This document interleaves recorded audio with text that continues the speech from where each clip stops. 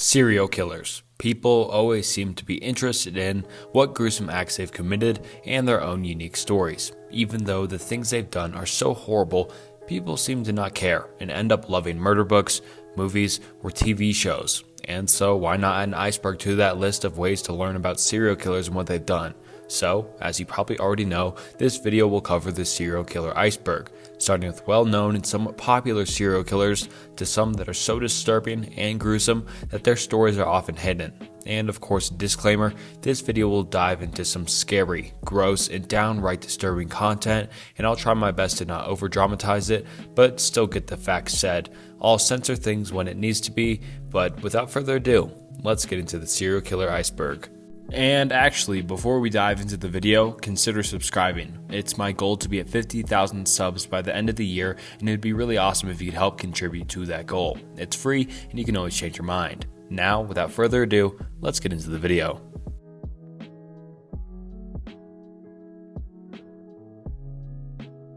Alright, starting off with Tier 1, obviously, and starting with Jeffrey Dahmer, also known as the Milwaukee Cannibal or the Milwaukee Monster. He was an American serial killer who gained notoriety in the 1990s. He was born on May 21st, 1960, in West Allis, Wisconsin, and his crimes took place in and around Milwaukee.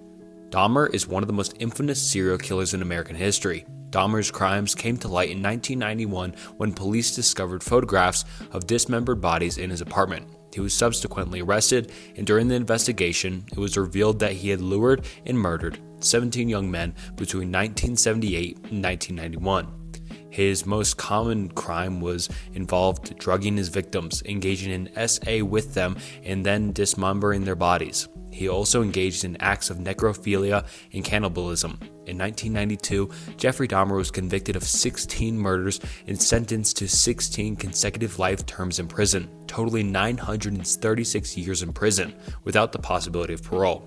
While in prison, he was then killed by a fellow inmate in 1994. Dahmer's case shocked the nation and led to a renewed discussion about the criminal justice system, the treatment of mental illness, and the responsibility of law enforcement in handling such cases. His life and crimes have been subject to numerous books, documentaries, and films. John Wayne Gacy, often referred to as the Killer Clown, was an American serial killer who gained notoriety for his heinous crimes in the 1970s. He was born on March 17, 1942, in Chicago, Illinois. Gacy was known for his double life, appearing as a community-minded, friendly individual while secretly leading to a gruesome life as a serial killer. Between 1972 and 1978, Gacy SA'd and murdered at least 33 young men and boys. He often lured his victims to his home under the pretense of offering them employment, money, or simply by impersonating a police officer. Once at his house, he would subdue and then murder them. Gacy's most common crime involved strangulation or suffocation, and he buried many of his victims beneath his house or discarded their remains in a nearby river. Gacy was eventually arrested in December 1978 after police discovered evidence linking him to the disappearances of several different young men. In 1980, he was tried and convicted of multiple counts of murder. He was sentenced to death and spent many years on death row in Illinois. In 1994, John Wayne Gacy was executed by lethal injection by the Stateville Correctional Center in Crest Hill, Illinois. His case remains one of the most infamous and disturbing in the history of American serial killers, and his dual identity as a community volunteer and a serial killer contributed to the fascination and horror surrounding his crimes. Charles Manson was an American criminal and cult leader who gained infamy for his role in orchestrating a series of gruesome murders in the late 1960s. He was born on November 12, 1934, in Cincinnati, Ohio, and died on November 19, 2017, while serving a life sentence in prison. But Manson was the leader of a cult-like group known as the Manson family. In 1969, he and his followers, which included young men and women, committed a series of brutal murders in and around Los Angeles, California. The most famous of these murders was the killing of the pregnant actress Sharon Tate. and several others at her home. Manson believed in an apocalyptic vision he referred to as the Helter Skelter, which he interpreted as a coming race war between whites and African Americans. He believed that by committing gruesome murders and blaming them on other racial groups, he would incite this war. In 1971, Manson and several of his followers were arrested and tried for their involvement in the murders. Manson and several of his followers were initially sentenced to death, but their sentences were commuted to life imprisonment after the California Supreme Court invalidated the state's death penalty statute. Charles Manson case has been the subject of intense public fascination in numerous books, movies, and documentaries.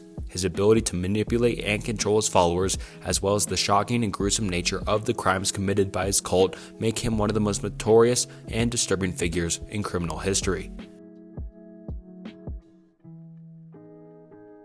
Ted Bundy was an American serial killer who terrorized several states in the 1970s. He was born on November 24, 1946 in Burlington, Vermont, and was executed in the electric chair on January 24, 1989 in Florida. Bundy is one of the most infamous and prolific serial killers in all of American history.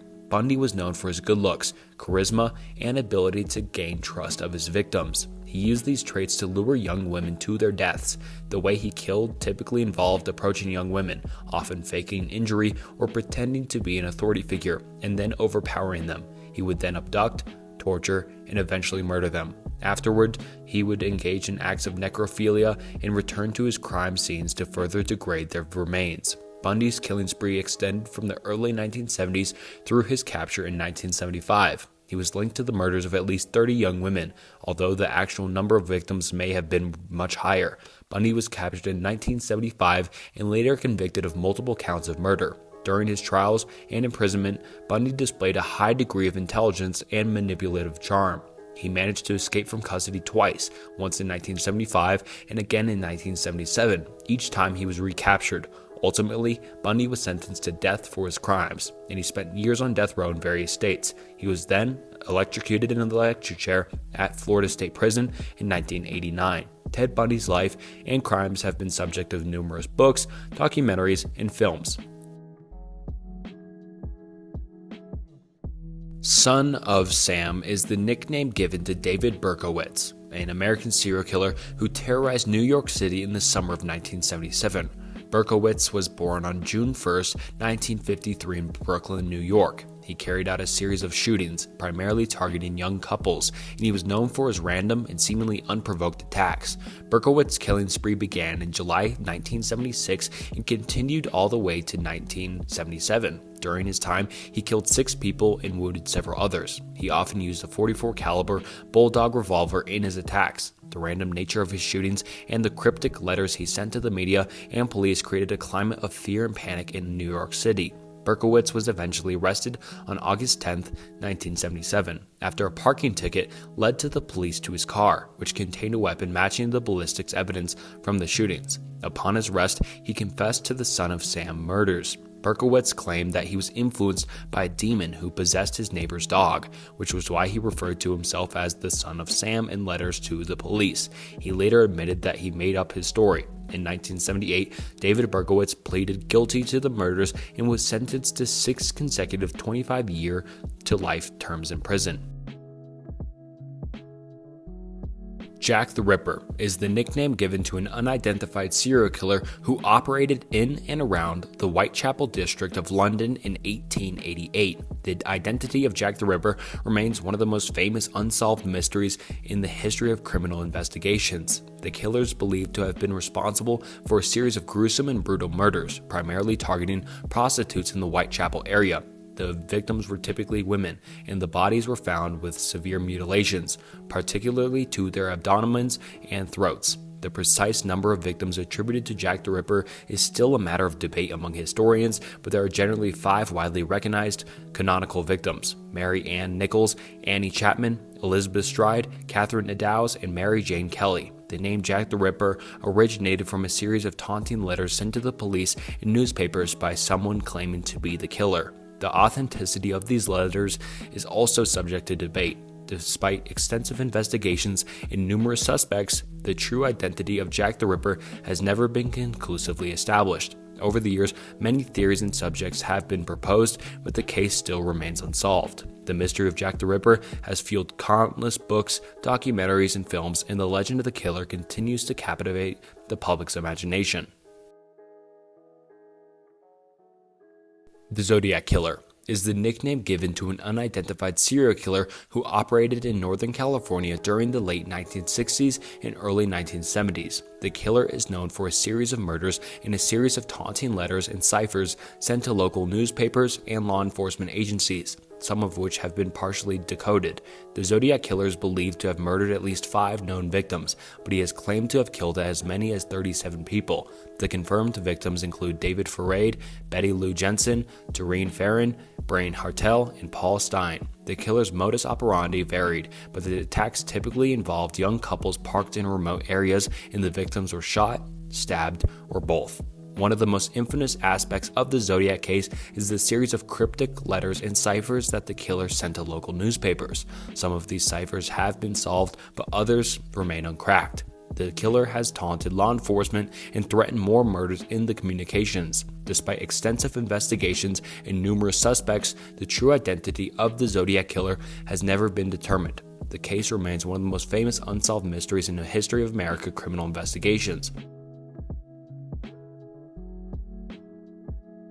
Alright, now already on to Tier 2, and starting off with Henry Lee Lucas, was an American serial killer who gained notoriety in the 1980s for his confessions to numerous murders. He was born on August 23, 1936 in Blacksburg, Virginia, and died in prison on March 12, 2001. Lucas initially gained attention when he began confessing to hundreds of murders while in police custody in the early 1980s. His claims included murders across the United States, and he provided detailed accounts of his crimes. His confessions led to the closure of some unsolved cases, and he was convicted of several murders. However, it later became apparent that many of Lucas's confessions were false, and he had a history of mental illness and had a tendency to give false information to authorities. Investigations and evidence showed that he could not have committed all the murders to which he confessed. In some cases, he was able to describe crimes and scenes in great detail, but it was often discovered that the information he provided was based on details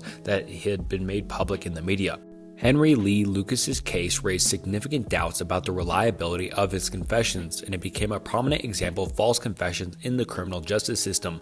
Over time, many of his convictions were overturned, and he was ultimately convicted of 11 homicides. He died in prison while serving a life sentence, and Lucas's life and confessions have been subject of documentaries, books, and films, and his case serves as a cautionary tale about the importance of verifying confessions and evidence in criminal investigations. Snowtown Murders. The Snowtown Murders, also known as the Bodies in Barrels Murders, refers to a series of gruesome and disturbing murders that took place in South Australia in the 1990s. The name Snowtown Murders comes from the location where several of the bodies were discovered. The crimes were orchestrated by John Bunting, along with his accomplice Robert Wagner and James Velasquez, among others. Bunting had a deep-seated hatred for pedophiles and homosexuals and believed that it was his mission to get rid of society of such individuals. Under the misguided ideology, and his associates began a spree of torture, murder, and dismemberment that lasted his several years. The victims, many of whom were friends or acquaintances of Bunting and his accomplices, were lured to a house in Snowtown, South Australia, where they were subjected to horrific violence and then killed. The bodies of the victims were often dismembered, and some of the remains were placed in barrels of acid to decompose. The barrels were moved around different locations, making it difficult to trace the crimes. The crimes came to light in 1999 when police discovered one of the barrels containing human remains in a disguised bank building in Snowtown. This led to the unrevealing of the entire case, and the police eventually arrested and charged those responsible. John Bunting, Robert Wagner, and James Velasquez, and the others, were convicted of multiple counts of murders and sentenced to life in prison. The Snowtown Murders case is considered one of the most horrifying and notorious serial killer cases in Australian history. It has been subject of books, documentaries, and films, including the 2011 film Snowtown.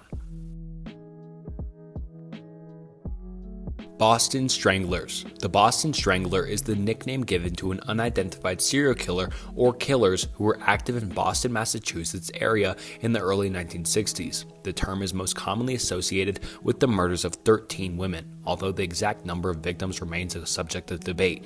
These murders occurred between 1962 and 1964 and were characterized by the victims being strangled and, in some cases, SA'd. The most well-known subject is the Boston Strangler case is Albert DeSalvo.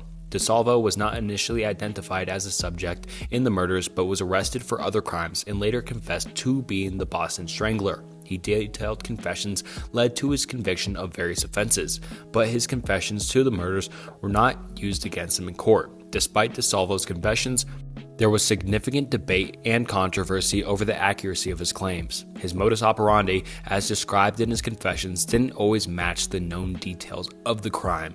Additionally, some investigators and experts have questioned the validity of his confessions. The Boston Strangler case remains one of the most famous unresolved serial killer cases in American history. It is also subject of ongoing debate and speculation among criminologists, law enforcement professionals, and the public. Some continue to believe that there have may been multiple perpetrators, while others question whether DeSalvo was involved at all. Albert Fish, also known as the Gray Man or the Werewolf of Wisteria, was an American serial killer and cannibal who gained notoriety in the early 20th century.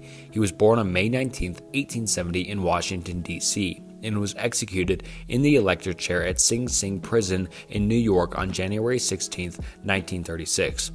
Fish is remembered for his horrific and sadistic crimes, which included the abduction, torture, and murder of young children. His modus operandi involved luring young victims by responding to classified ads or employment notices, and he preyed primarily on young boys. After abducting his victims, he would subject them to unspeakable acts of physical and torture before ultimately killing them. Fish was apprehended in 1934 after the murder of Grace Budd, a 10-year-old girl. He had sent a letter to her family, confessing to the crime in graphic detail. The letter was traced back to him, leading to his arrest. During his trial, Fish's behavior and confessions revealed his disturbing and sadistic tendencies. He claimed to have killed and eaten several children over the years. Although the exact number remains uncertain, he was ultimately found guilty of the murder of Grace Budd and was sentenced to death. Albert Fish's case is one of the most gruesome and disturbing in the history of American serial killers. His crimes and fascination with cannibalism shocked the nation. His execution by electrocution marked his end of his reign of terror, but his legacy as one of the most depraved serial killers in history continues to haunt the public imagination.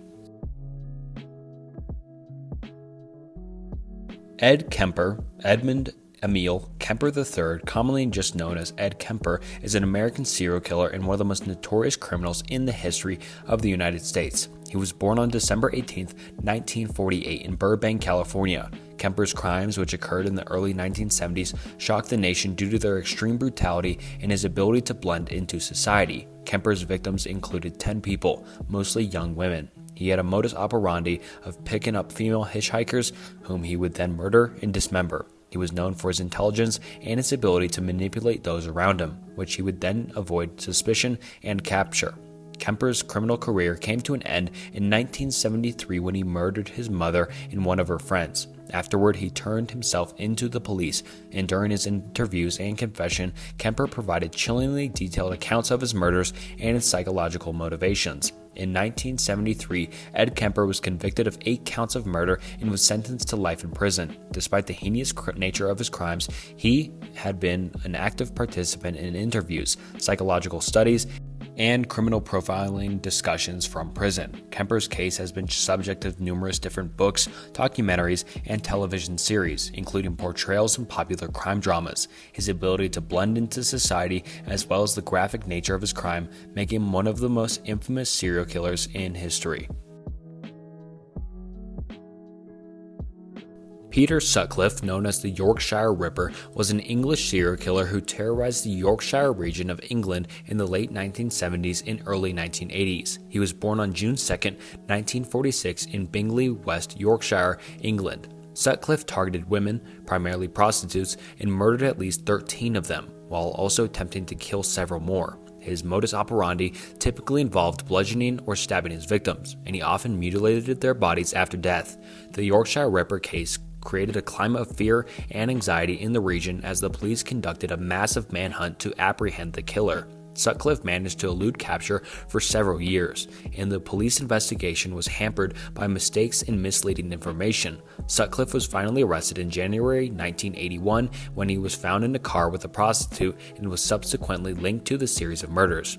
He confessed to the crimes and was convicted of 13 counts of murder and 7 counts of attempted murder in 1981. He was sentenced to life in prison. In 2010, Sutcliffe was transferred to a high-security psychiatric hospital, Broadmoor, after being diagnosed with paranoid schizophrenia.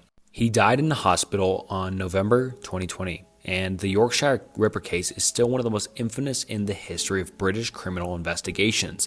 It led to significant changes in the way the police investigated and handled serial killer cases, and it had a profound impact on public perceptions of safety and crime in the region. DC Snipers, also known as the Beltway Snipers, were a pair of gunmen responsible for a series of sniper shootings in the Washington, D.C. metropolitan area in October 2002. The shooters were John Allen Muhammad and Lee Boyd Malvo. Over a period of 3 weeks on October 2002, the snipers carried out a series of random and seemingly senseless shootings in the Washington, D.C. area. Their attacks resulted in 10 deaths and 3 non-fatal injuries. The victims were targeted while performing routine activities such as filling their vehicles with gas or walking in parking lots. The shootings created a climate of fear and panic in the region, and law enforcement agencies launched a massive manhunt to apprehend the snipers. The killers left messages and notes at the crime scenes and even communicated with the police, demanding ransom in exchange for stopping the attacks. Muhammad and Malvo were arrested on October 24, 2002 at the rest stop in Maryland. They were found in possession of high-powered rifles and other weapons, and ballistics evidence tied the weapon to the DC sniper attacks. Subsequent investigations revealed that the two men had embarked at a shooting spree as part of a plan to extort money and create chaos. John Allen Muhammad was sentenced to death and executed by lethal injection in Virginia in 2009, and Lee Boyd Malvo, who was a teenager at the time of the shootings, was sentenced to life in prison without the possibility of parole. His sentence was later overturned, and he was resentenced in Virginia to multiple life terms. He also has expressed remorse for his involvement in the shootings, and the DC sniper case was a high-profile and frightening episode in the United States, and has a profound impact on law enforcement strategies and public perceptions of safety. Aileen Wuornos was an American serial killer who gained notoriety in the late 1980s and early 1990s. She was born on February 29, 1956 in Rochester, Michigan, and was executed by lethal injection on October 9, 2002 in Florida. Wuornos was a prostitute who became known for her crimes in Florida. She claimed to have killed 7 men between 1989 and 1990. Each of whom she alleged had SA'd her or attempted to SA her while she was working as a sex worker. Wuornos was arrested in 1991, and her case received significant media attention due to the circumstances of her crimes and her claims of self-defense. During her trial, Wuornos was found guilty of 6 of the murders and sentenced to death. Her case was the subject of extensive legal proceedings and appeals. She later recounted her claims of self-defense and admitted to the killings. She argued that she had committed the murders as a way to protect herself from being SA'd. Aileen Wuornos' life story and crimes have been the subject of books, documentaries, and films, including the 2003 film Monster, in which Charlize Theron played her. Wuornos' case is often discussed in the context of criminal justice system, issue related to mental health, and the circumstances surrounding the criminal behavior of marginalized individuals. Her execution in 2002 marked the end of the controversial and high-profile case. Ed Gein, also known as the Plainfield Ghoul or the Butcher of Plainfield, was an American serial killer and grave robber who gained notoriety for his gruesome crimes. He was born on August 27, 1906 in La Crosse County, Wisconsin, and died on July 26, 1984, in a mental hospital. Gein's crimes came to light in 1957 when police, investigating the disappearance of a local woman, discovered human remains and a variety of gruesome items in his farmhouse in Plainsfield, Wisconsin. The items included human skin used for clothing, masks, and lampshades, as well as other disturbing artifacts made from body parts. It was later revealed that Gein had exhumed bodies from local cemeteries and had also murdered 2 women, Mary Hagen and Bernice Worden.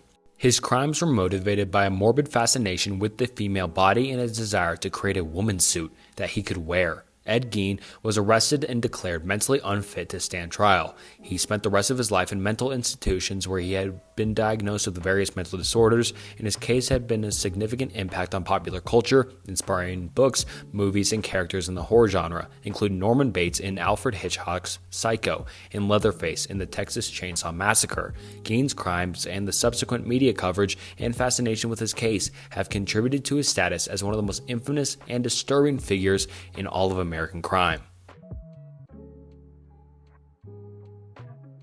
Fred and Rose West were a married couple from the United Kingdom who became infamous for a series of gruesome and horrific crimes committed in the 1970s and 1980s. Fred West was born on September 29, 1941, and Rosemary Rose Letts was born on November 29, 1953. They were both raised in Gloucester, England. The Wests were responsible for the abduction, SA, and the murder of at least 12 young women, including their own family members and lodgers who lived in their home. The victims were subjected to extreme and prolonged acts of violence, and the remains of those were buried in the residence garden, cellar, and nearby locations. The Wests carried out their crimes with an apparent sense of sadism and cruelty. Their crimes began to unravel in 1994 when police were called to investigate allegations of child abuse in the West household. Subsequent investigations revealed a house of horrors where multiple women had been abused and killed. Fred West was arrested, and he initially confessed to the murders but later took his own life in prison before he could stand trial.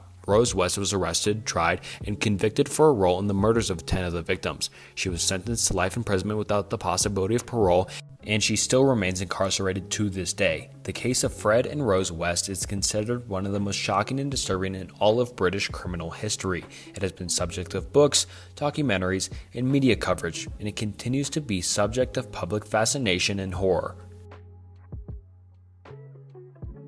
Ivan Millet was an Australian serial killer who was responsible for a series of gruesome murders in the late 1980s and early 1990s. He was born on December 27, 1944 in Australia and died in prison on October 27, 2019. Millet's crimes are often referred to as the backpacker murders because his victims were predominantly young backpackers traveling in Australia between 1989 and 1992. Millet abducted, tortured, and murdered 7 young travelers, mostly foreign backpackers. His victims were often lured with offers of employment or transportation before being taken to remote locations in New South Wales, where they were killed. The victims' remains were discovered in a series of shallow graves in the Belongo State Forest. The case remained unsolved until 1994 when police arrested Millet's brother Richard on an unrelated charge and found weapons and other evidence linking Ivan Millet to the murders. After a long trial, he was convicted of the murders in 1996. Ivan Millet was sentenced to 7 consecutive life sentences for the murders and an additional 18 years for other offenses, including kidnapping and robbery. He maintained his innocence throughout the trial and his time in prison, but his evidence against him was substantial, including the testimony of survivors who managed to escape his clutches. Ivan Millet's crimes are among the most notorious in Australian criminal history, and the case raised concerns about the safety of travelers in Australia. H. Holmes, also known as Herman Webster Mudgett, or better known just as H. Holmes, was an American serial killer and one of the most infamous figures in the history of criminal investigations. He was born on May 16, 1861 in Gilmanton, New Hampshire, and was executed on May 7, 1896. Holmes is primarily known for his activities in Chicago during the late 19th century. Holmes constructed a building in Chicago that he referred to as his murder castle. This 3-story hotel and commercial building was designed for the labyrinth of secret passages, hidden rooms, and soundproof chambers. It allowed Holmes to carry out his gruesome crimes while evading detection. Holmes would lure victims to the hotel, often young women and travelers who had come to the Chicago World's Fair. He would then trap and murder them in a variety of different ways, and they're kind of unique, including through the use of gas, dissection, and cremation.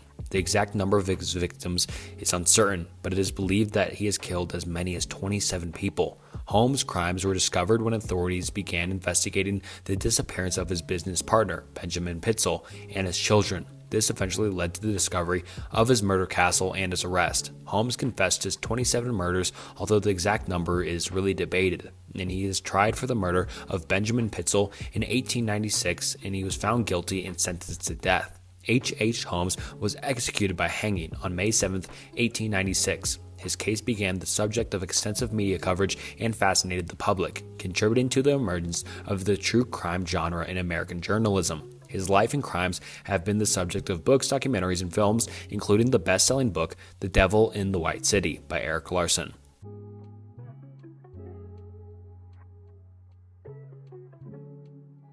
Alright, now on to Tier 3, starting with Andrei Chikatilo, known as the Butcher of Rostov or the Red Ripper, was a Soviet serial killer who operated in the Rostov Oblast region of Russia. He was born on October 16, 1936 in Ukraine, and he was executed on February 14, 1994. Chikatilo is one of the most prolific and brutal serial killers in all of modern history. Chikatilo's killing spree took place between 1978 and 1990. His victims were primarily women and children, and many of them were runaways or homeless individuals. He lured them with offers of food, money, or jobs before brutally assaulting, mutilating, and killing them. Chikatilo had a sadism disorder, and his crimes often involved horrific acts of violence. The police struggled to apprehend the killer due to the lack of evidence and his ability to blend into society. Chikatilo was arrested in 1990 following an extensive investigation, and he eventually confessed to the murders, providing detailed accounts of his crimes, and in 1992, Andrei Chikatilo was tried and found guilty of 53 murders. He was sentenced to death and executed in 1994. His case remains one of the most horrifying and notorious in the history of serial killers. The extensive media coverage and the shocking nature of his crimes have contributed to his infamy. Chikatilo's life and crimes have been the subject of books, documentaries, and films. Brady and Henley are often referred to as the Moors murderers, were a British couple responsible for a series of heinous and notorious crimes in the 1960s. Their crimes primarily took place in the vicinity of Manchester, England, between 1963 and 1965. Brady and Henley abducted, SA'd, and murdered 5 young children and teenagers. The victims were Pauline Reed, John Kilbury, Keith Bennett, Leslie Ann Downey, and Edward Evans. The bodies of the victims were buried on the Saddlesworth Moor in the Peak District National Park. The pair's crimes came to light when David Smith, a friend of Brady and Henley, witnessed the murder of Edward Evans in their home and contacted the police. This led to their arrest in 1965. Brady was convicted of 3 of the murders, and Henley was convicted of 2. The case of Brady and Henley sent shockwaves through the United Kingdom. It was one of the most high-profile and disturbing criminal cases of the 20th century. The pair's lack of remorse and their horrific nature of their crimes left a lasting impact on the public consciousness. Ian Brady was sentenced to life in prison and died while incarcerated on May 15, 2017, and Myra Henley, who also was given a life sentence, died in prison on November 15, 2002. The Moors murders remain a dark chapter in the history of British crime, and the victims' families have continued to seek the recovery of the body of Keith Bennett, who has never been found. Dennis Nilsen, also known as the Muswell Hill Murderer or the Kinley Killer, was a British serial killer who operated in London during the late 1970s and early 1980s. Nilsen was born on November 23, 1945 in Scotland, and he died in prison on May 12, 2018. Nilsen's crime came to light in 1983 when human remains were discovered in the drains of his apartment in Muswell Hill, North London. The remains were identified as those of his victims, whom he had lured to his home, strangled, and then retained for a period before disposing of the bodies. His most common crime involved picking up young men, primarily gay and homeless individuals, in London pubs and offering them shelter or alcohol before murdering them. Upon his arrest, Nilsen confessed to killing 15 young men between 1978 and 1983, although the actual number may have been much higher. He was then tried and convicted of 6 counts of murder and 2 counts of attempted murder. Dennis Nilsen was sentenced to life in prison, and he had spent the remainder of his life behind bars. His case was particularly gruesome and shocking due to the extent of the crimes and the gruesome details of the dismemberment and disposal of the victims' bodies. It remains one of the most notorious serial killer cases in British criminal history, and Nilsen's life and crimes have been the subject of books, documentaries, and dramatizations. Grim Sleeper. The Grim Sleeper is the nickname given to Lonnie David Franklin Jr., an American serial killer who operated in Los Angeles, California. Franklin was born on August 30th, 1952, and he died in prison on March 28, 2020. His crimes spanned several decades. The Grim Sleeper earned his nickname due to the long gaps between his known murders, with the first set of killings occurring in the 1980s and then a long hiatus before a series of murders in the early 2000s. His victims were primarily young African-American women, many of whom were involved in work and had struggled with substance abuse. Franklin's most common crimes involved SA and murder, and he often photographed his victims, which contributed to his eventual capture. The case remained unsolved for many years, but DNA evidence eventually linked Franklin to the crimes. In 2010, he was arrested and charged with the murders of 10 women and attempted murder of 1. In 2016, he was convicted of the murders and sentenced to death. The Grim Sleeper case was significant due to the extended period of time which the crimes occurred, and the fact that a killer remained unidentified for so long. Stephen Port, also known as the Grinder Killer, was a British serial killer who operated in London. Born on February 22, 1975, he was convicted of the murders of 4 young women between 2014 and 2015. Port's victims were all young gay men whom he met through the dating app of Grindr. Port's most common crime typically involved luring his victims to his apartment in Barking, East London, where he would administer lethal doses of the drug GHB, and I'm not even going to try to pronounce it, but gamma hydrobutane, a date R-word drug.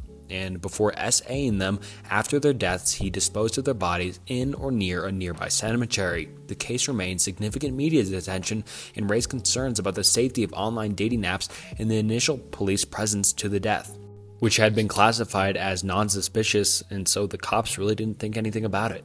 A subsequent investigation linked the deaths and led to Port's arrest and conviction. In November 2016, Stephen Port was found guilty of the murders of 4 men: Anthony Walgate, Gabriel Cavari, Daniel Whitworth, and Jack Taylor. He was sentenced to life imprisonment without the possibility of parole. Dean Corll. Dean Arnold Corll was an American serial killer and offender who abducted, R-worded, tortured, and murdered a minimum of 28 teenage boys and young men between 1970 and 1973 in Houston and Pasadena, Texas. He was aided by 2 teenage accomplices, David Owen Brooks and Elmer Wayne Henley. The crimes, which became known as the Houston Mass Murders, came to light after Henley fatally shot Corll. Upon discovery, it was considered the worst example of serial murder in the United States history. Corll's victims were typically lured with an offer of a party or a lift to one of the various addresses at which he resided between 1970 and 1973. They would then be restrained either by force or by deception, and each was killed either by strangulation or shooting them with a .22 caliber pistol. Corll and his accomplices buried 17 of their victims in a rented boat shed, and 4 other victims were buried in woodland near Lake Sam Rayburn. 1 victim was buried on a beach in Jefferson County, and at least 6 victims were buried in the beach on Boulevard Peninsula. Brooks and Henley confessed to assisting Corll in several abductions and murders. Both were sentenced to life imprisonment at their subsequent trials. Corll was also known as the Candyman and the Pied Piper because he and his family had previously owned and operated a candy factory in Houston Heights, and he had been known to give free candy to local children. Gary Ridgeway, also known as the Green River Killer, is an American serial killer who was responsible for a series of murders in the Seattle, Washington area during the 1980s and 1990s. Ridgeway was born on February 18, 1949 in Salt Lake City, Utah. Ridgeway's victims were primarily young women and girls, many of whom were workers or vulnerable individuals. He lured his victims, often through prostitution, and then murdered them. usually by strangulation, and then dumped their bodies in remote areas, particularly near the Green River, which gave rise to his nickname. Ridgeway's killing spree went on for many years, and the police launched a massive investigation to apprehend the perpetrator. He was eventually arrested in 2001 when DNA evidence linked him to the crimes. In a plea agreement, he confessed to the killing of 71 women. That is just ridiculously just gross. 71 people, making him one of the most prolific serial killers in American history. He was convicted of 49 murders and received multiple life sentences in prison. The case of Gary Ridgway was one of the most extensive and high-profile serial killers investigations in the world. It had a significant impact on law enforcement techniques and the use of DNA evidence in criminal investigation. Ridgway's cooperation and confessions led to the closure of many cold cases, providing some relief to the victims' families. Richard Chase, also known as the Vampire of Sacramento, was an American serial killer who operated in California during the late 1970s. He was born on May 23, 1950, in Santa Clara, California, and his crimes are characterized by extreme violence and bizarre behaviors. Chase's crimes began in 1977 when he committed a series of gruesome murders in the Sacramento area. His victims included men, women, and children, and Chase's most common crime often involved breaking into homes and killing both individuals and animals. He engaged in acts of cannibalism and necrophilia, as well as drinking the blood of his victims, which earned him as the vampire moniker. The brutality and erratic behavior of Chase created a climate of fear in the Sacramento community. He was arrested in 1977 after a bloody and disturbing crime spree that left several people dead. He was found guilty of multiple counts of murder and other charges, and in 1980, Richard Chase was convicted of 6 counts of first-degree murder and was sentenced to death. However, he died by S-word in his prison cell on December 26, 1980, before his execution could even take place. The case of Richard Chase remains one of the most chilling and horrific in the history of American serial killers. His disturbing behaviors and mental illness contributed to his notoriety, and the case has been subject to numerous books, documentaries, and media coverage. The Hillside Stranglers were a pair of American serial killers who operated in California during the late 1970s. The two main perpetrators were Kenneth Bonacci and Angelo Bonunno, who were cousins. Their crimes were characterized by the abduction, torture, SA, and murder of several young women. The Hillside Stranglers targeted their victims in the Los Angeles area, particularly in the hills and neighborhoods surrounding the city. They lured women and girls into their vehicle, SA'd them, and tortured them, and then killed them before dumping their bodies in various different locations. The case of the Hillside Stranglers came to the attention of law enforcement in 1977, and the two killers were eventually arrested and charged with multiple counts of murders and other crimes. Their arrest was made possible by tips from the community as well as their own reckless behavior. Kenneth Bonacci, in his attempt to avoid the death penalty, cooperated with law enforcement and provided information about the crimes. Angelo Bonunno went to trial and was found guilty of multiple counts of murder, and he was sentenced to life in prison without the possibility of parole. Kenneth Bonacci was sentenced to life in prison for his role in the murders and is currently incarcerated in Washington state. The case of the Hillside Stranglers is one of the most infamous in the annals of American serial killers and has been subject to books, documentaries, and various media coverage.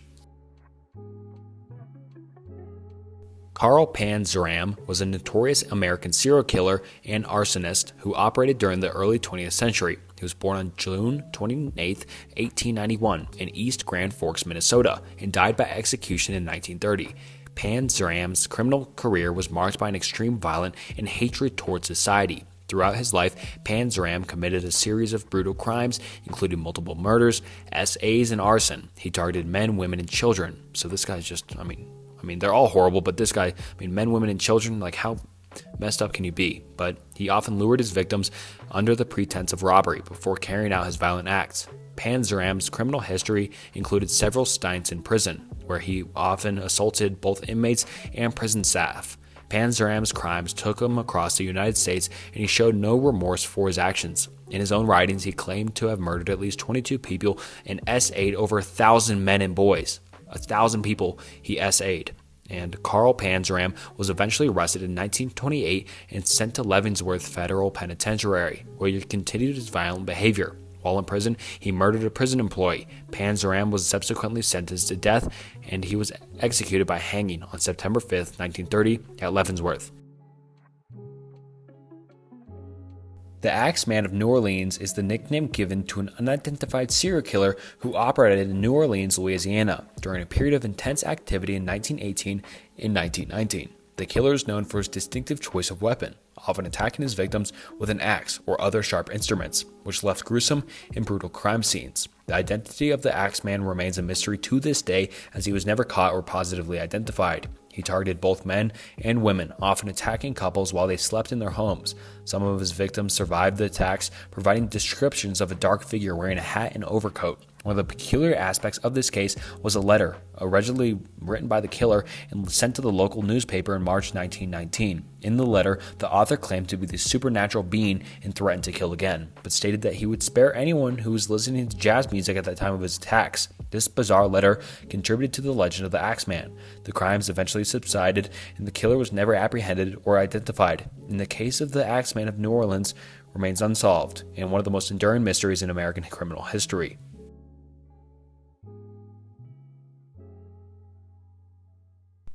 Alright, now into Tier 4, starting off with Clifford Olsen, also known as the Beast of British Columbia, was a Canadian serial killer who committed a series of heinous crimes in the early 1980s. He was born on January 1st, 1940 in Vancouver, British Columbia, Canada. Between 1980 and 1981, Olsen murdered at least 11 children and teenagers in British Columbia. His victims were predominantly girls and boys aged 9 to 18.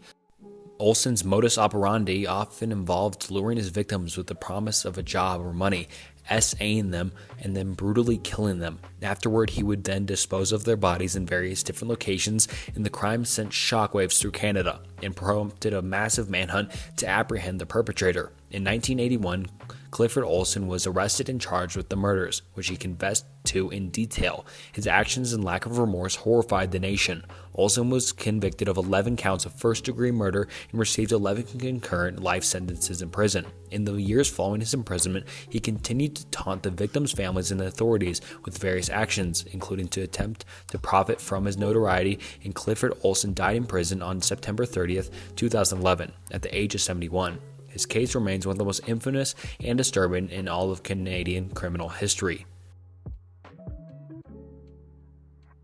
Leonard Lake was an American serial killer who, along with his accomplice Charles N.G., committed a series of horrific crimes in California during the 1980s. Leonard Lake was born on October 29, 1945 in San Francisco, California, and he died by S-word in prison on June 6, 1985. Lake and NG were responsible for the abduction, torture, SA, and murder of multiple individuals, primarily women and children. They lured their victims to a remote cabin in Calaveras County, California, where they subjected them to unspeakable violence before killing them.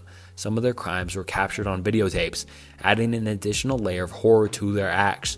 The case came to light in 1985 when Lake was arrested on weapon charges and subsequently died by S-word in custody after ingesting cyanide pills. This led to the discovery of the cabin and evidence of their crimes, including the videotapes, and Charles N.G. managed to flee the area but was later captured and brought to trial. He was found guilty of multiple counts of murder and was sentenced to death. N.G.'s trial was one of the most costly and lengthy in all of California history, and he still remains on death row to this day.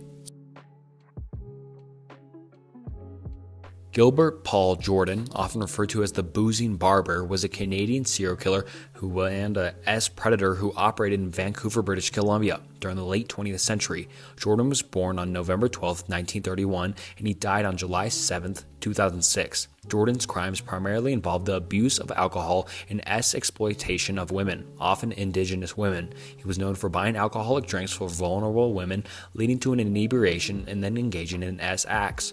Tragically, some of these women died from alcohol poisoning while in his company. Although Jordan's actions led to the deaths of multiple women, he was not initially convicted of murder, but faced charges related to unlawful S-acts and contributing to the delinquency of minors. In some cases, the cause of death was attributed to alcohol poisoning rather than a homicide. The case of Gilbert Paul Jordan raised concerns about the treatment of indigenous women in the justice system's response to crimes against vulnerable populations. Jordan's actions and the tragic deaths of the women who were in his company highlighted the need for greater protection and support for marginalized individuals. Jordan himself was found dead in the prison cell on July 7, 2006.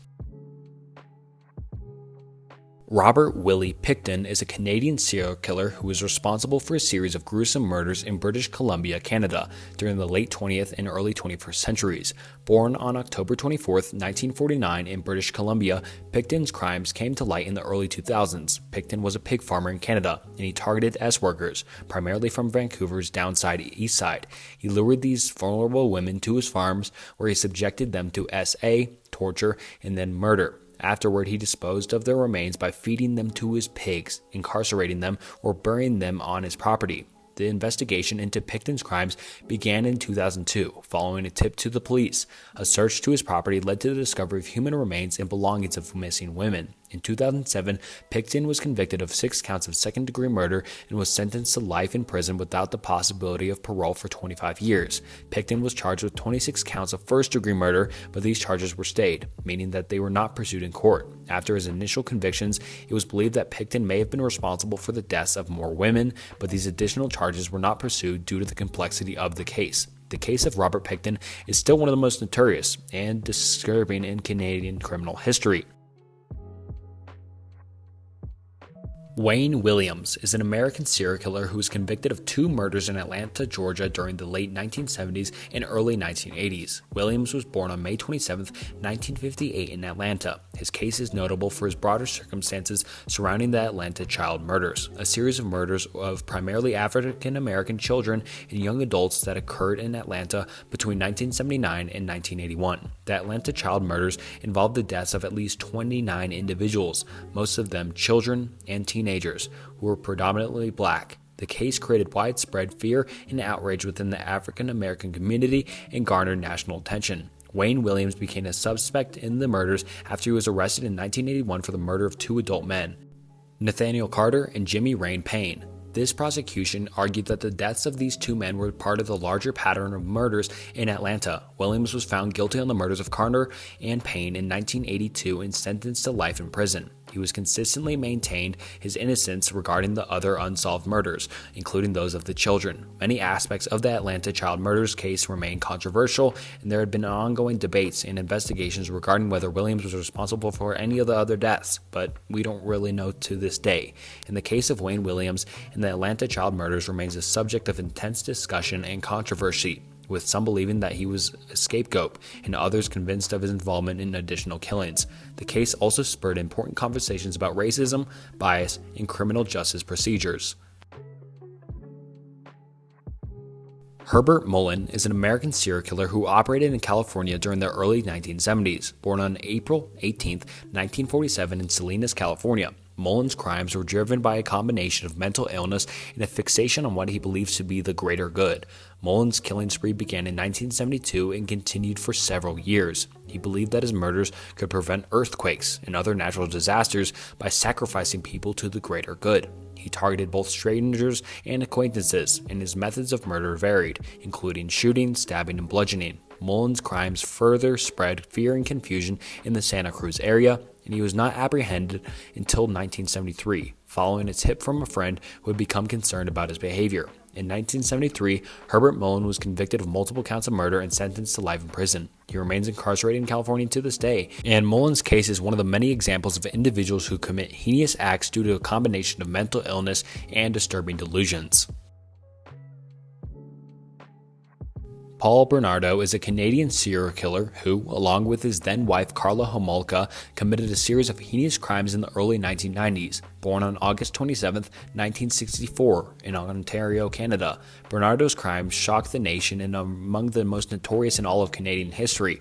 Bernardo and Homolka were responsible for the abduction, R-word, and murder of several young women, including Leslie Mahaffey and Christian French, both of whom were teenagers. Their crimes often included the SA and drugging of Homolka's own sister, Tammy Homolka, which resulted in her accidental death. The case came to light in 1993 when Homolka was arrested and subsequently provided evidence against Bernardo. He was then arrested soon after. During the trial, the public learned of the extent of the brutality of their crimes, and the case received widespread media attention in Canada and beyond. In 1995, Paul Bernardo was convicted of multiple counts of murder, SA, and other charges. He was sentenced to life in prison without the possibility of parole, and Karla Homolka, who struck a controversial plea deal and testified against Bernardo, served a reduced sentence and was released from prison in 2005. The case of Paul Bernardo and his wife remains one of the most infamous and disturbing in Canadian criminal history and has a profound impact on Canadian legal system, and particularly regarding plea bargains and sentencing.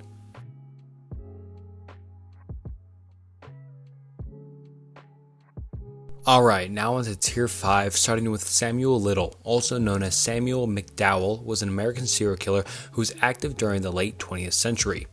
He was born on June 7, 1940, in Reynolds, Georgia. Little was really known about his extensive criminal history and the commission of multiple murders, and Little was arrested and convicted of various crimes over the years, including robbery, assault, and R-word. However, it is not until 2012 that he was linked to a series of murders of women, often marginalized and vulnerable, primarily in the 1970s through the early 2000s. In 2014, Samuel Little was convicted of 3 counts of first-degree murder in California for the murders of 3 women. He was sentenced to life in prison without the possibility of parole, and it was actually during his time in prison that he began to confess to numerous additional murders. He claimed to have killed as many as 93 people across the United States, making him one of the most prolific serial killers in U.S. history.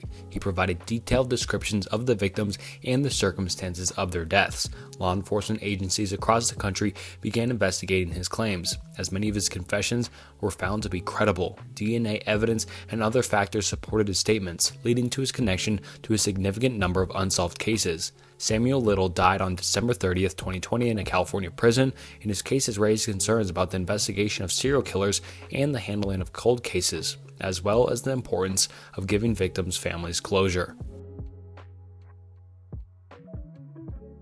Rodney Alcala, also known as the dating game killer, was an American serial killer and convicted R-word who operated in California during the 1970s. Born on August 23, 1943 in San Antonio, Texas, Alcala was known for his charismatic and charming demeanor, which he used to gain the trust of his victims. Alcala's victims included the abduction, R-word, and murder of several women and girls, with victims ranging in age from 12 to 31. He was known to use his appearance and charm to lure young women and sometimes pose as a professional photographer to entice his victims into a photo shoot before assaulting and killing them. Alcala's criminal history and activities raised concerns and suspicions, and he was arrested multiple times for various different offenses, including R-word and assault. However, he managed to evade conviction for many years due to his intelligence and manipulation. In 1979, Rodney Alcala was finally arrested and charged with multiple counts of murder.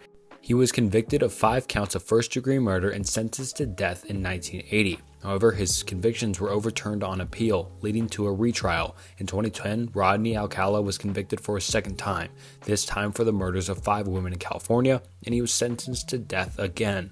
He died on July 24, 2021, while on death row in California. Alcala's case remains one of the most infamous in all of American serial killers, and it raised questions on how the criminal justice system handles serial predators.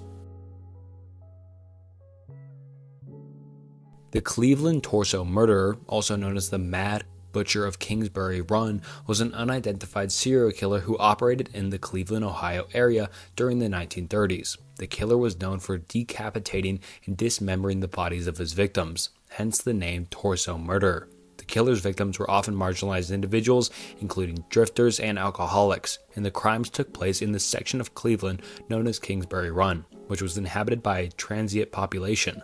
The murders involved a gruesome pattern of beheadings and dismemberment, making it difficult for law enforcement to identify and apprehend the perpetrator. Despite the efforts of law enforcement, the Cleveland torso murder was never captured or definitively identified.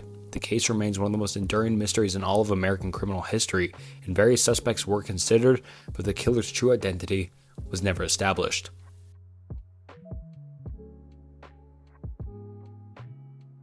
Bell Gunnes was a Norwegian-American serial killer who operated in the late 19th and early 20th centuries. Born in Brindal, Paulsdatter, Stordkjøs on November 11, 1859, in Selbu, Norway, she later immigrated to the United States. She is often referred to as one of the most prolific female serial killers in American history.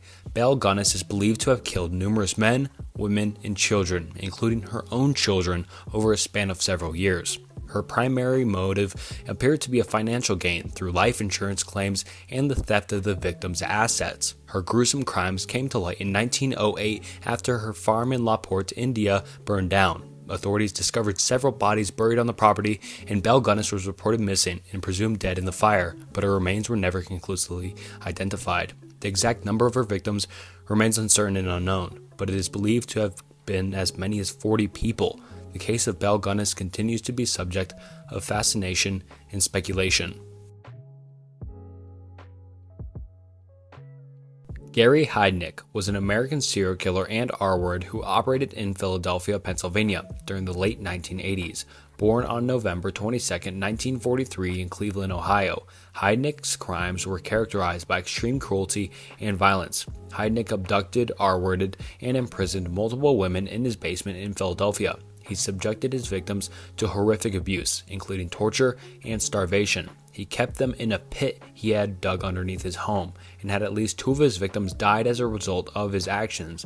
In 1987, Heinecke's crimes came to light when one of his captives, Joseva Rivera, managed to escape and notify the police. This led to the discovery of other victims and the arrest of Heinecke. In 1988, Gary Heinecke was tried, convicted, and sentenced to death for the murders and other crimes. He was executed by lethal injection in Pennsylvania on July 6, 1999. The case of Gary Heinecke remains one of the most disturbing and shocking in the history of American serial killers. His crimes, the conditions in which he kept his victims, and his trial and execution continue to be subjects of interest and discussion in the realm of true crime.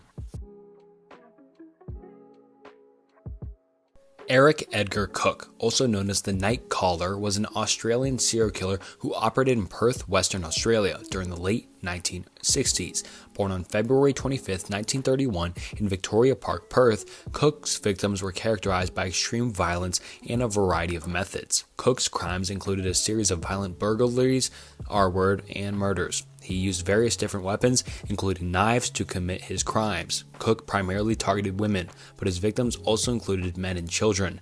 His reign of terror and the police's failure to apprehend him created fear and panic in Perth during the early 1960s. Cooke and his final capture in 1963 and later confessed to a series of brutal crimes. In 1964, Eric Edgar Cooke was tried, convicted, and sentenced to death for the murders. He was executed by hanging in Perth on October 26, 1964. The case of Eric Cooke is one of the most notorious in Australian criminal history. Richard Kuklinski, also known as the Iceman, was an American contract serial killer and just killer who operated during the 1960s through the 1980s. Born on April 11, 1935 in Jersey City, New Jersey, Kuklinski was involved in organized crime and carried out a series of violent crimes, including murders for hire. Kuklinski was a ruthless and cold-blooded killer known for his brutality. He used various methods to carry out his murders, including firearms, poison, and other means. He was involved in the contract killings of various criminal organizations, which paid him to eliminate their rivals and enemies. Kuklinski's criminal activities went undetected for many years, as he was skilled at covering his tracks and avoiding law enforcement. He earned the nickname the Iceman because of his method of freezing the bodies of some of his victims to disguise the time of death and confuse investigators. In 1986, Richard Kuklinski was arrested and eventually convicted of multiple counts of murder, as well as other crimes, including drug trafficking. He was sentenced to multiple life sentences in prison, and Kuklinski died in prison on March 5, 2006. His life and crimes have been the subject of books, documentaries, and films, and his case remains one of the most chilling in the annals of American organized crime and serial killers.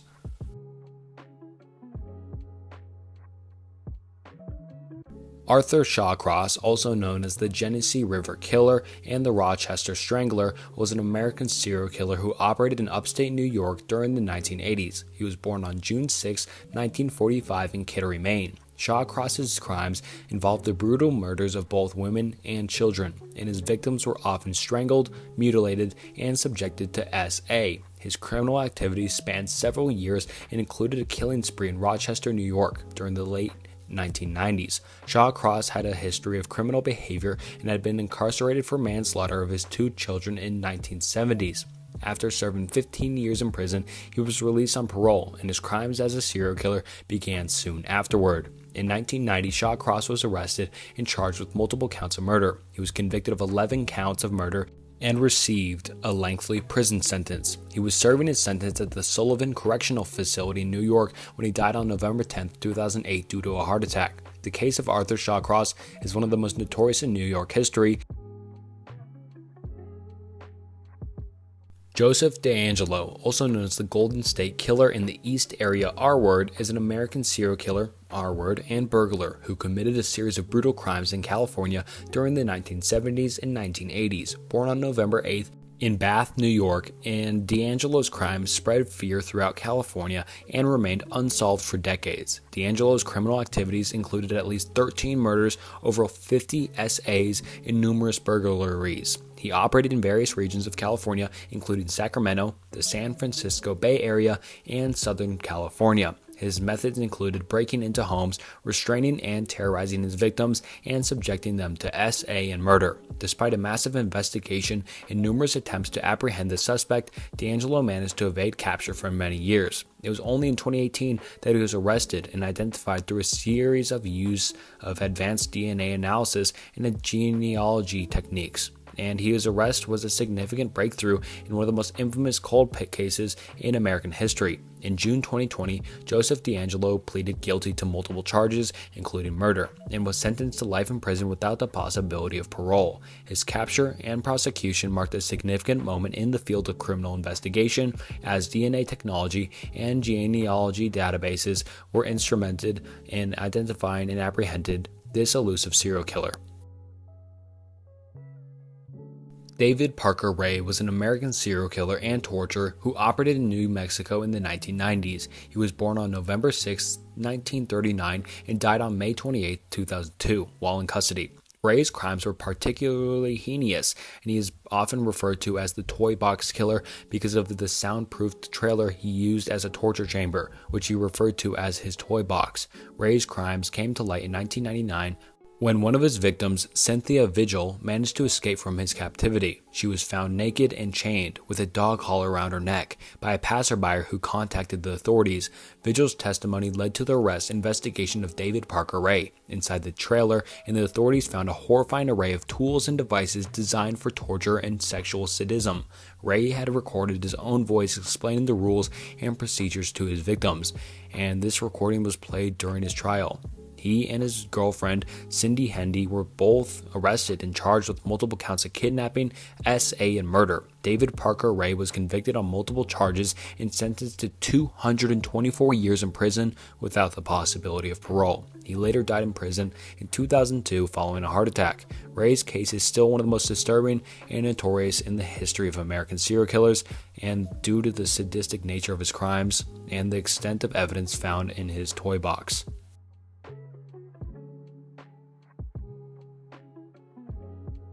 Alright, now on to Tier 6, starting with Peter Kürten, also known as the Vampire of Dusseldorf, was a German serial killer and R-Word who terrorized the city of Dusseldorf, and I'm sorry if I'm mispronouncing that. I know I have a lot of mispronouncing errors in my videos, but I don't speak German, so yeah, sorry. And the surrounding areas during the early 20th century. He was born on May 26, 1883, and was executed by beheading of July 2nd, 1931. Kürten's criminal activities spanned from 1913 to 1929. He committed a series of gruesome and brutal crimes, including SA, mutilations, and murders. His victims included men, women, and children, and he often engaged in acts of SV and necrophilia.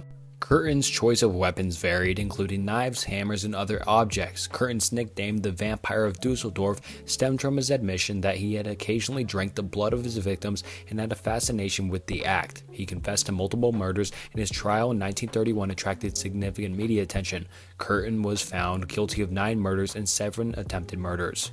Although he claimed to responsibility for more than 60 offenses, he was sentenced to death and executed by guillotine. His case remains one of the most infamous and disturbing in the annals of criminal history due to the sadistic and gruesome nature of his crimes. Kürten's life and crimes have been the subject of numerous books, documentaries, and films, and is often studied in the context of criminal psychology and criminology.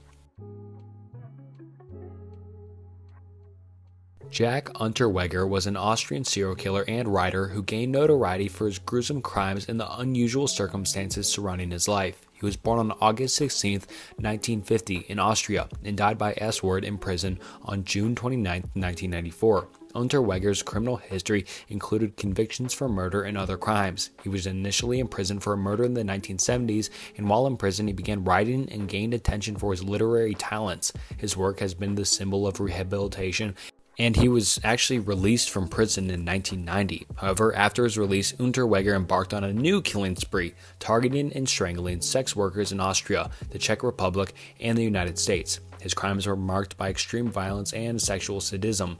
Unterweger's reign of terror came to an end in 1992 when he was arrested in Miami, Florida for a probation violation. He was subsequently extradited to Austria, where he stood trial for multiple murders, and in 1994 he was found guilty of 11 murders and he was sentenced to life in prison.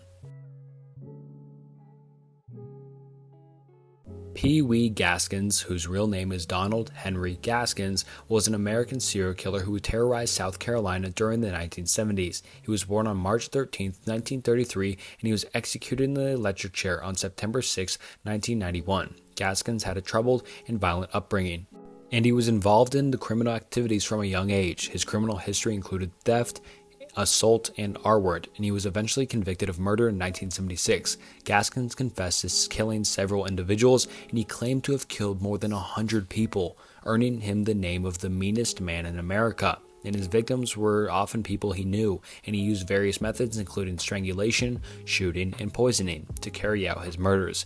He was known for his small stature, which led to his name Pee-wee, and Gaskins was not only a prolific killer, but also a notorious prison inmate. While in prison, he killed another inmate in an attempt to escape multiple times. In 1982, Gaskins was sentenced to death for a murder of a fellow inmate, and he later confessed to several of his other murders and provided details about his crimes. In 1991, he was executed in the electric chair. Donald Pee Wee Gaskins' life and crimes continue to be the subject of interest and study in the field of criminology due to the brutality and the large number of victims, though the exact number of his victims remains unclear. In his autobiography, Final Truth provides disturbing insights into his life and mindset.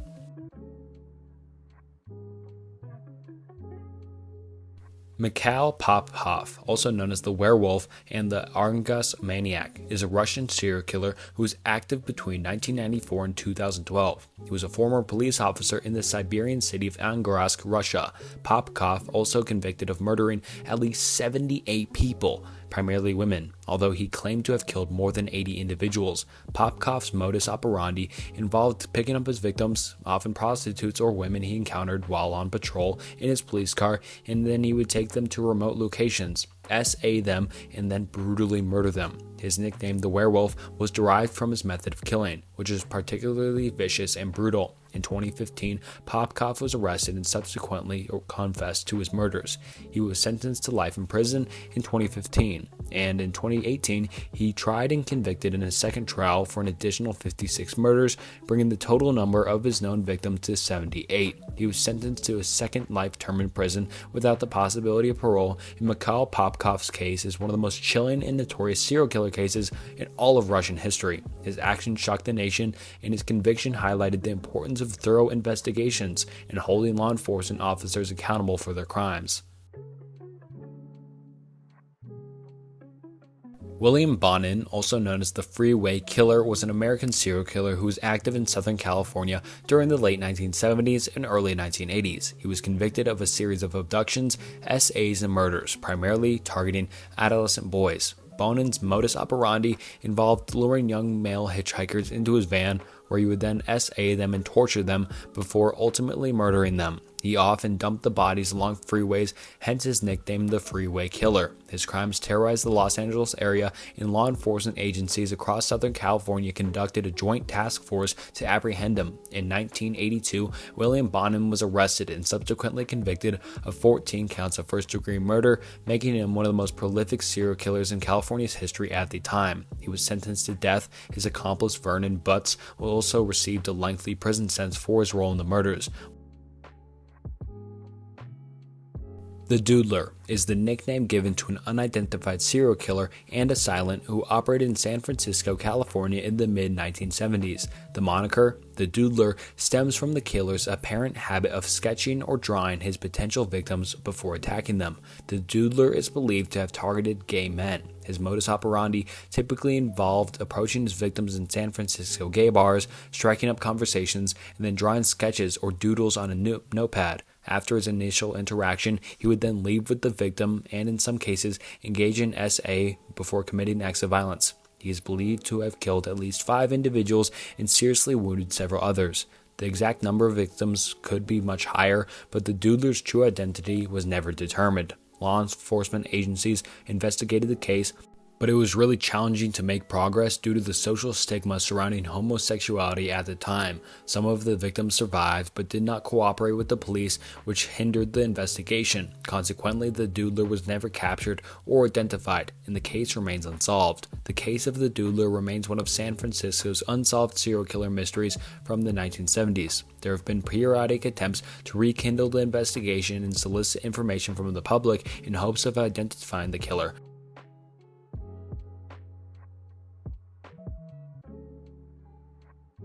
Alright, now into tier 7, second to last tier, and you're already this far into the video, so consider subscribing and liking, and if you don't want to subscribe and like, then don't, then leave some comment and feedback. But anyways, now starting off with Herb Baumeister, was an American serial killer who was active in the 1990s. He is known for his connection to the I-70 Strangler case. Baumeister operated in the Indianapolis, Indiana area and was responsible for the murders of several men, many of whom were gay and frequented gay bars. His victims were known to have been strangled to death. Baumeister's killing spree came to light when human remains were discovered on his property in Westfield, Indiana. The investigation into the gruesome findings eventually led him to become a suspect in the murders. Baumeister's connection to the killings became more apparent, and personal belongings of some of the victims were found at his home. Before he could be arrested, Baumeister fled and committed S-word in Canada in 1996. This prevented him from facing charges or standing trial for the murders. The exact number of victims attributed to him is not known with certainty, as there have been multiple victims and there's been many conspiracies on how many there is, but no one's really sure. And some law enforcement agencies suspect he could be responsible for more unsolved cases. Baumeister's case remains a chilling and unresolved one, and it raised questions about the way law enforcement agencies handle missing person casings and the serial killer investigations. Karl Denke, also known as Papa Denke or the Forgotten Cannibal, was a German serial killer who operated in the early 20th century. He is notorious for his gruesome crimes, which involved the murder and cannibalization of several individuals. Denke lived in the town of Münsterberg, which is now in Poland but was then part of Germany. He operated a small inn where he preyed upon travelers and vagrants between 1903 and 1924. He is believed to have murdered and dismembered at least 42 people, mostly men who were lured to his inn under various pretenses. His gruesome activities went undetected for many years, partly because of his transient nature of his victims and the fact that he often cooked and ate their remains or fed them to his pig. So this guy's messed up, but yeah, of course everyone in this IceBerg is messed up, but I mean, he ate them. And Denke was eventually apprehended in 1924 when police discovered human remains on his property. After his arrest, he was found dead in his jail cell, having committed S-word. Karl Denke's case is a disturbing and shocking example of a serial killer who operated with a level of brutality and cunning that allowed him to evade capture for an extended period. His crimes remain a chilling chapter in the history of German serial killers. Todd Kohlhepp is an American serial killer and S-offender who gained notoriety for a series of murders he committed in South Carolina. His crimes came to light in 2016 when a woman named Koala Brown was found chained inside a storage container on Kohlhepp's property. Kohlhepp's known crimes include the Superbike murders. In 2003, Kohlhepp murdered 4 people at a motorcycle shop in Genesee, South Carolina. The victims were Scott Ponder, Beverly Guy, Brian Lucas, and Chris Sherbert. Kohlhepp was not apprehended for these murders until many years later, and his second one was kidnapping murders. In August 2016, Koala Brown and her boyfriend, Charles Carver, went missing. They were later found on Kohlhepp's property, with Brown chained inside a storage container. Sadly, Charles Carver was found dead on the property, and Kohlhepp admitted to shooting him. Alcala Brown was rescued, and the other victims. Kohlhepp has claimed to have killed additional people, but the exact number is not confirmed. He had stated that there have been many more victims, but this information has not been independently verified. Todd Kohlhepp was arrested and subsequently convicted for his crimes. In May 2017, he pleaded guilty to the Superbike murders and the kidnapping of Alcala Brown, and the murders of Charles Carver, Johnny, and Megan Coxey, a couple who had disappeared in 2015, and 3 other victims. He was sentenced to 7 consecutive life sentences without the possibility of parole, and Kohlhepp's case is a chilling example of a serial killer who operated under the radar for years before being brought to justice. Alexander P., often referred to as the chessboard killer, is a Russian serial killer who operated in Moscow between 1992 and 2006. Pushkin is known for committing a series of brutal murders, targeting both men and women. Pushkin's modus operandi involved luring his victims, many of whom were homeless or vulnerable individuals, into Moscow's Bista Park. He would befriend them, offer them by offering them alcohol, and then attack and kill them with a blunt object such as a hammer. He frequently inserted bottles or sticks into the victims' skulls after the murders, a gruesome act that led to the nickname the chessboard killer. Pushkin was convicted of 48 murders, although he initially claimed to have killed 63, which would have made him one of the most prolific serial killers in Russian history, and during his trial, he stated that he aimed to murder 64 individuals to fill all squares on a chessboard, a goal he did not achieve. In October 2007, Pushkin was found guilty of 48 murders and sentenced to life in prison without the possibility of parole, and his case drew widespread attention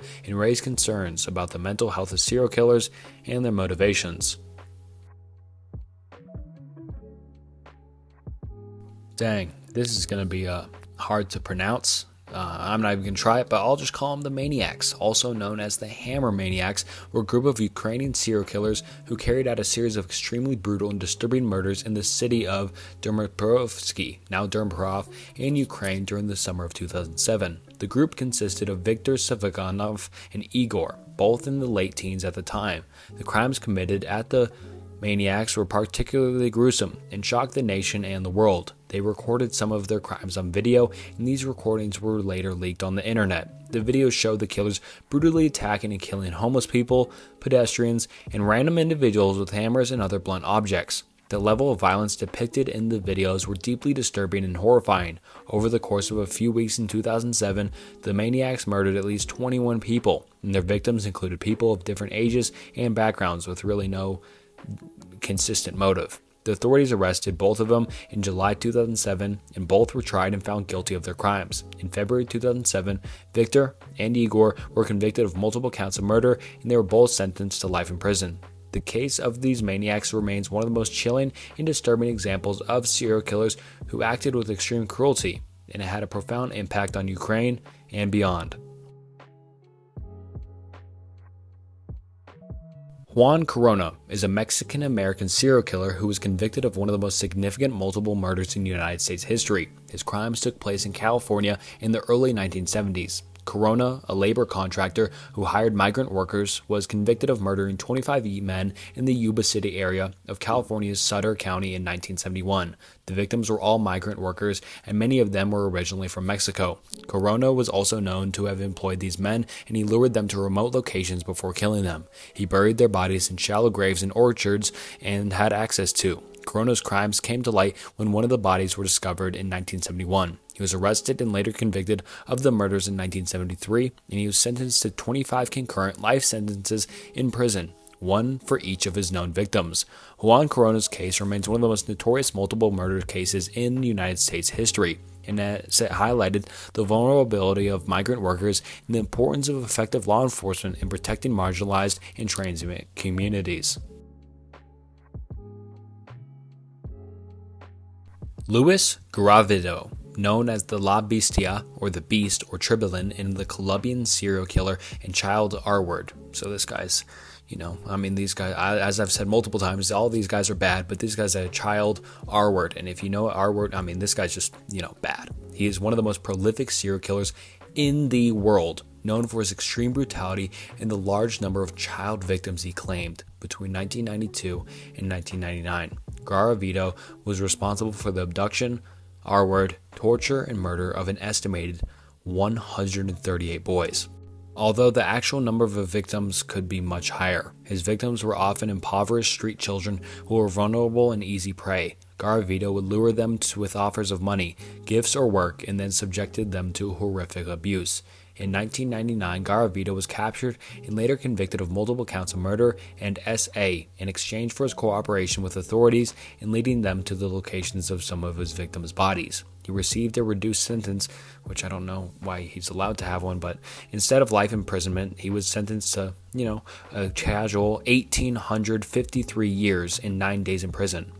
So, yeah, that's a lot of years, and he deserves it, the maximum sentence allowed under Colombian law. Due to the Colombians' law's 40-year maximum sentence, his actual time in prison would be considerably shorter. Garavito's case drew international attention and raised concerns about the vulnerability of marginalized children and the need for improved child protection in criminal justice systems. His crimes are among the most heinous and shocking in all of criminal history.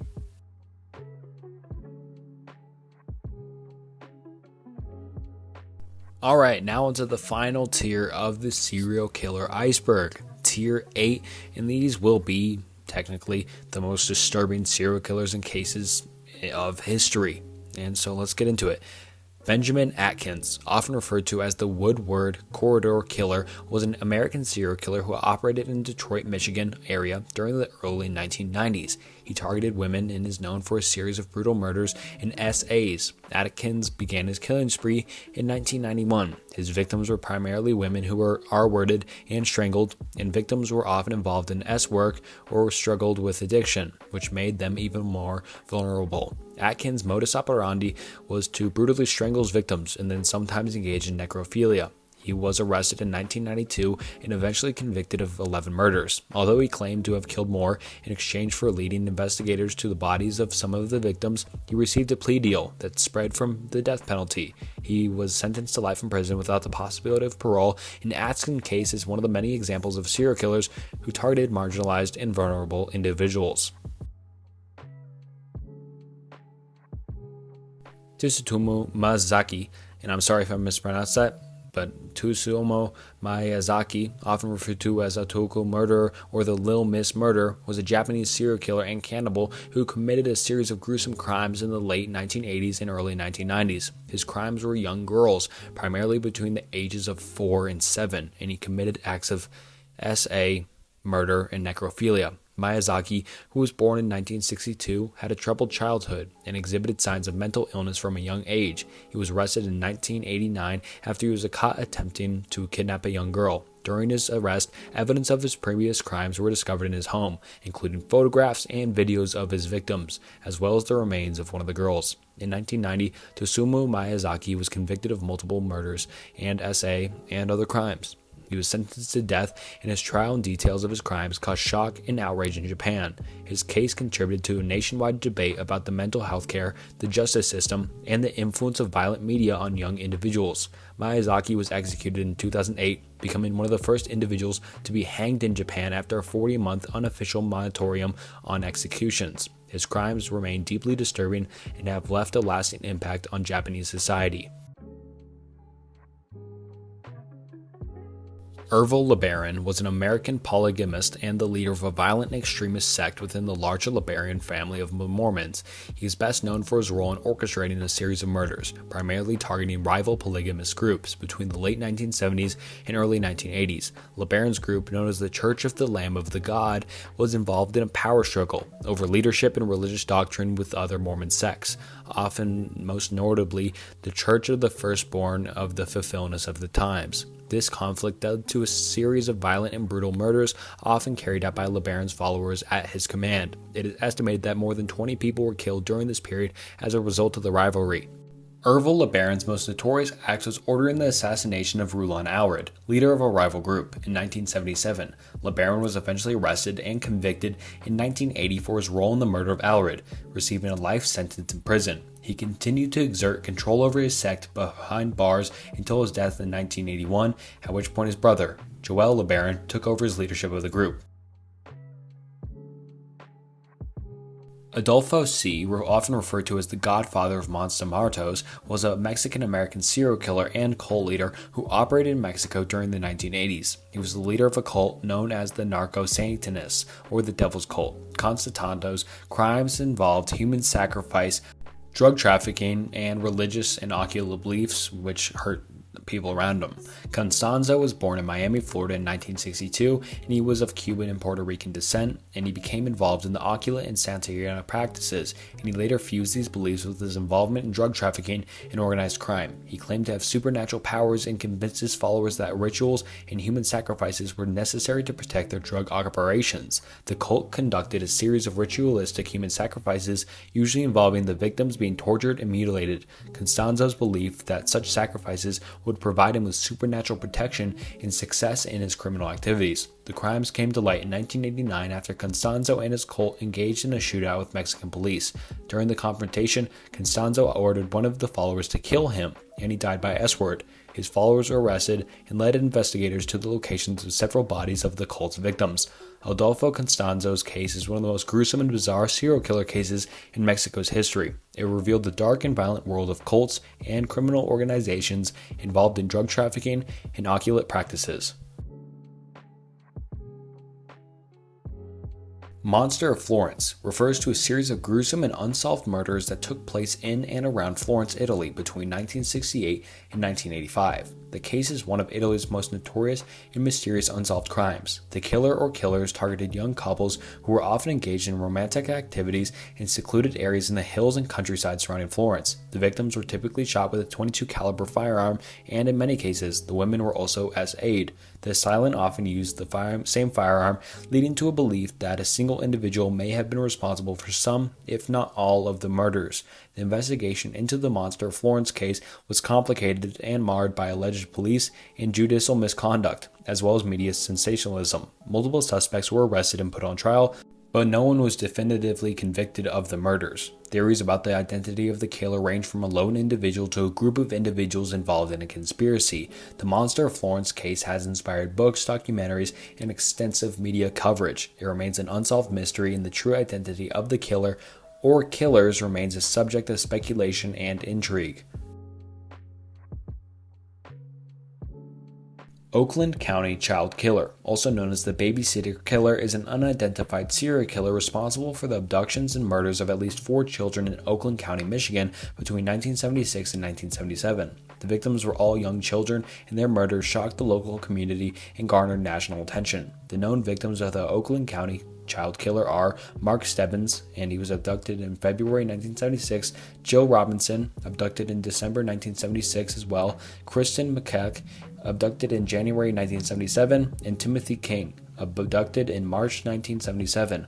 All the victims were abducted and held captive for several days before their bodies were discovered in various different locations in Oakland County. Their murders have never been solved, and the killer has been identified or apprehended. The investigation into the Oakland County Child Killer case was one of the largest and most extensive in Michigan's history, involving multiple law enforcement agencies and drawing significant media attention. Despite various leads, tips, and suspects, the case remains open and unsolved, with several individuals being considered as possible suspects over the years, but no one really knows. And the case continues to haunt the community, and efforts to solve it persist, including new developments in forensic technology and renewed public interest.